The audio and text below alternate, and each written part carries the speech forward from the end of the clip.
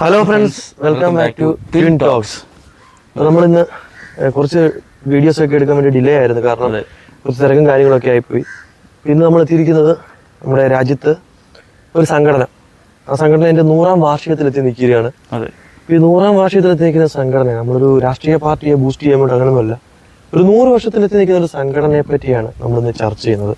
അത് രാഷ്ട്രീയ സ്വയംസേവക സംഘം അല്ലെങ്കിൽ RSS. ഈ RSS എന്ന് പറയുന്ന ഒരു സംഘടന അതിന്റെ 100ാം വാർഷികത്തിൽ എത്തി നിൽക്കുമ്പോൾ അവരുടെ തുടക്കവും അവരിപ്പോൾ ഏത് നിലയിലാണ് എത്തി നിൽക്കുന്നത് എന്നുള്ള കാര്യമാണ് നമ്മൾ ചർച്ച ചെയ്യുന്നത്.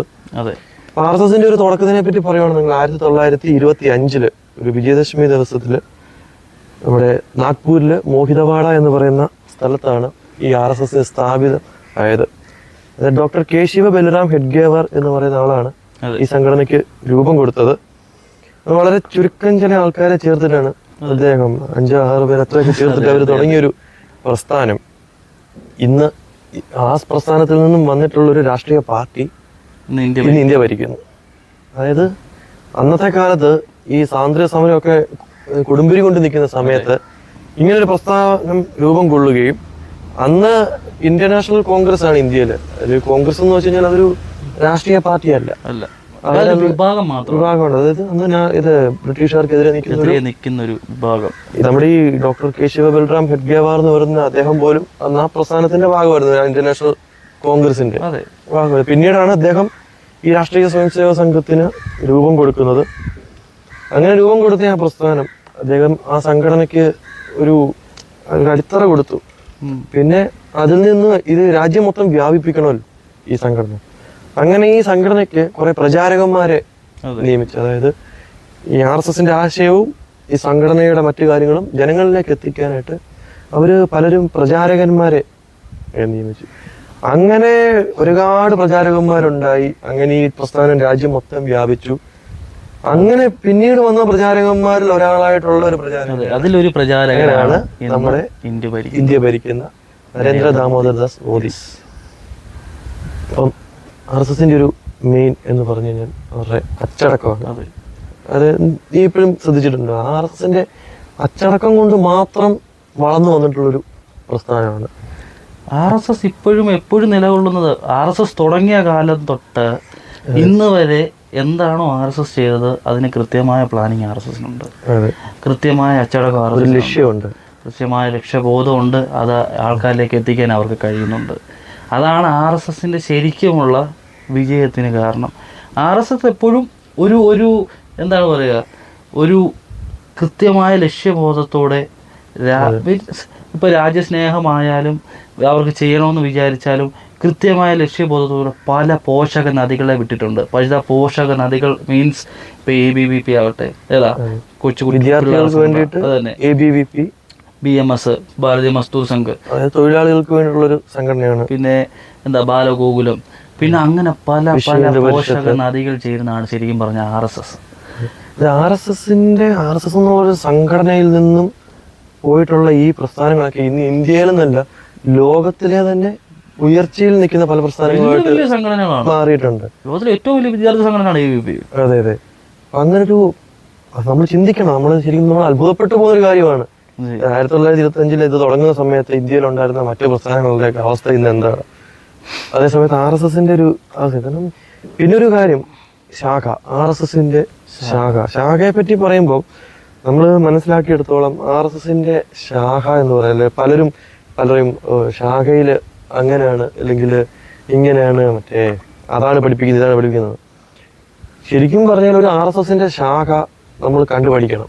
അതെ, അവിടെ ഒരിക്കലും ഒരാളെയും മറ്റേ ആ മതത്തിലുള്ളവർ അങ്ങനെയാണെന്നുണ്ടെങ്കിൽ ആ രാഷ്ട്രീയ പാർട്ടിയിലുള്ളവർ അങ്ങനെയാണ്, അങ്ങനെയൊന്നുമല്ല. ഈ സംഘടനയുടേതായിട്ടുള്ള കാര്യങ്ങൾ മാത്രം. അതായത് അവിടെ കൊച്ചുകുട്ടികൾ മുതൽ മുതിർന്നവർക്ക് വരെ പങ്കെടുക്കുന്ന ശാഖയിൽ അവരവിടെ വളരെ അച്ചടക്കപരമായിട്ട് മുന്നോട്ട് കൊണ്ടുവന്ന കുറച്ച് കാര്യങ്ങളുണ്ട്.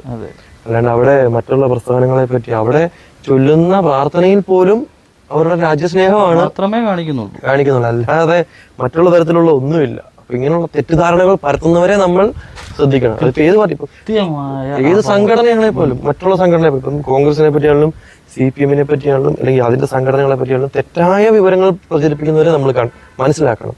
അതിനെപ്പറ്റി RSSനെ പറ്റി തെറ്റായ പ്രചരണങ്ങൾ നടത്തുന്നവരെ നമ്മൾ മനസ്സിലാക്കണം. അതെ, ഒരു ശാഖയിൽ നമ്മൾ ഇപ്പം ഓരോ കുട്ടിയെ വിടുന്ന നേരത്ത് ഇപ്പം ചിലപ്പോൾ പറയും ഏതാ അവിടെ പോകണ്ട അങ്ങനെ അവനെ ഭീകരവാദിയാക്കുകയാണ്.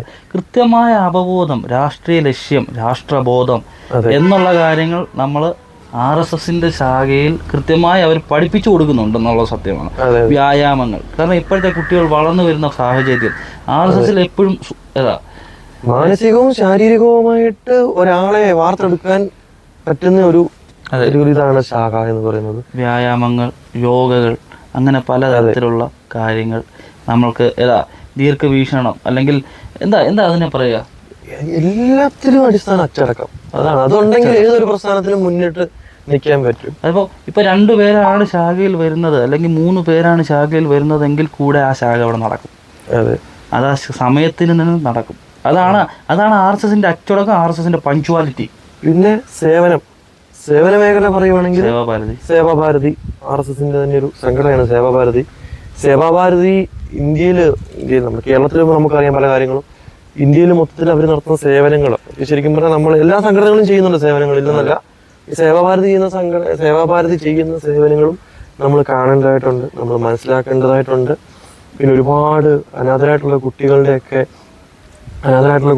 ബാലാശ്രമം പോലുള്ള അങ്ങനെ ഒരുപാട് ചെയ്യും. നമ്മളിതൊക്കെ RSSനെ എപ്പോഴും എല്ലാവരും ഒരു ഭീകര സംഘടനയായിട്ടല്ല കാണുന്നത്. ഈ രാജ്യം ഭരിക്കുന്ന ഒരു സംഘടനയാണ്, രാജ്യം ഭരിക്കുന്ന ഒരു പാർട്ടിയുടെ ഒരു സംഘടനയാണ്. അപ്പൊ ആ സംഘടന ഒരു ഭീകര സംഘടനയല്ല. അതിനുള്ളിലെ കാര്യം നമ്മളൊരു ഇത് കണ്ടാണല്ലോ, ഒരു ഇതില് ഇന്റർവ്യൂവിൽ ഞാൻ കണ്ടാണ്, നിങ്ങൾ RSSനെ പറ്റി പഠിക്കാൻ RSSലേക്ക് വരിക.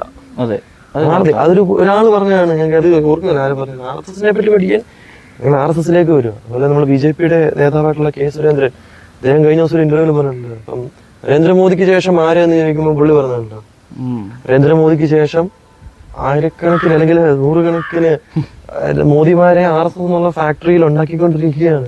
അച്ചടക്കത്തിലൂടെ അവരുണ്ടാക്കുക. അതല്ലാണ്ട് ഒരു കുടുംബത്തിലെയോ അല്ലെങ്കിൽ മോദിയുടെ കുടുംബത്തിൽ നിന്നോ അല്ലെങ്കിൽ അമിത്ഷായുടെ കുടുംബം അങ്ങനെയൊന്നും അല്ല അവര് RSS പ്രധാനമന്ത്രിയാക്കുന്നതും. പിന്നെ ചിന്തിക്കണം, ഇന്ന് ഇന്ത്യയുടെ തലപ്പത്തിരിക്കുന്നത് രാഷ്ട്രപതി, ഉപരാഷ്ട്രപതി, പ്രധാനമന്ത്രി, ആഭ്യന്തരമന്ത്രി എന്ന് വേണ്ട സകലമായ ഇന്ത്യയുടെ ഏറ്റവും തലപ്പത്തിരിക്കുന്നതെല്ലാം ഈ RSS എന്നുള്ള സംഘടനകളുമായിട്ട് ബന്ധപ്പെട്ടുള്ളവരാണ്.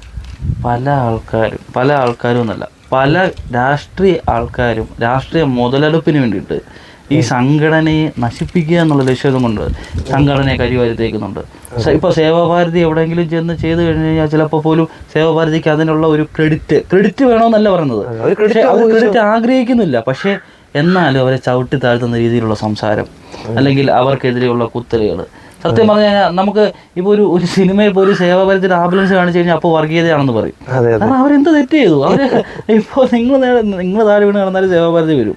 പിന്നെ RSS എന്തിനാണ് എതിർക്കുന്നത്? രാജ്യം ഭരിക്കുന്ന അവരാണ്, രാജ്യം ഭരിക്കുന്നത് RSS BJPയാണ് ഭരിക്കുന്നത്, അല്ല അതിന്റെ ഒരു സംഘടനയാണ്.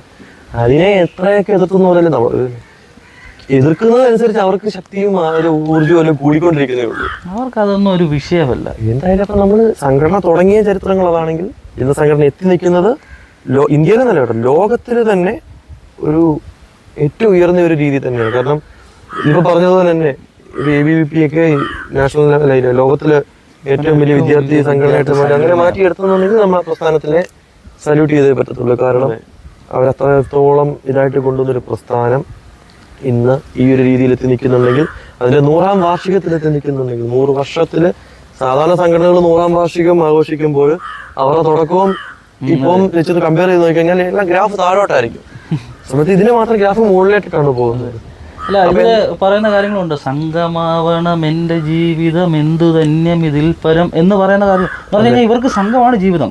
RSS എന്ന് പറഞ്ഞു കഴിഞ്ഞാൽ RSSലെ കുട്ടികൾക്ക് അല്ലെങ്കിൽ RSSലെ മുതിർന്നവർക്ക്, പ്രൗഢശാഖയിലുള്ളവർക്ക് എല്ലാവർക്കും സംഘമാണ് അവരുടെ ജീവിതം. അതിന് അതുണ്ടെങ്കിൽ പിന്നെ നമുക്ക് രാജ്യസ്നേഹമുള്ള ഒരു പ്രസ്ഥാനത്തെ നമ്മൾ എതിർക്കേണ്ട ആവശ്യമില്ല. അതെ, ഓവറായിട്ട് നമ്മൾ ഹേറ്റ് ചെയ്യേണ്ട ഒരു കാര്യങ്ങളുമില്ല.